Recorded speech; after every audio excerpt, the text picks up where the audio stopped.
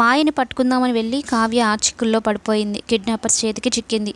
ఆఖరి నిమిషం వరకు ప్రయత్నించిన అప్పు ఇక చేసేది ఏమీ లేక రాజ్కి కాల్ చేసి అసలు విషయం చెప్దాము అనుకుంటే రాజ్ ఫోన్ ఏమో స్విచ్ ఆఫ్ వస్తుంది. కనీసం ఇంటికైనా వెళ్దాం, అక్కడైనా బాగుంటాడేమో అనుకొని వెళ్తే అక్కడ అనామికకి కళ్యాణ్కి పెద్ద గొడవే జరుగుతూ ఉంటుంది.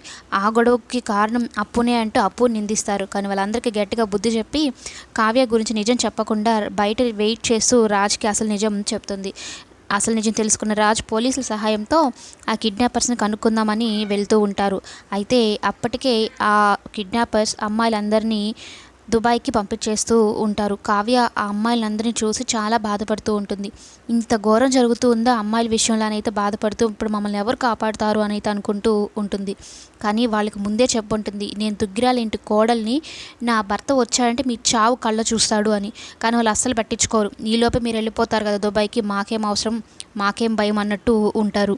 2 రోజుల్లో పట్టుకోకపోతే కావ్యను కూడా పంపించేస్తారు అన్నట్టు చెప్పడంతో పోలీసులు ఇక రాజ్కైతే భయం మొదలైపోతుంది.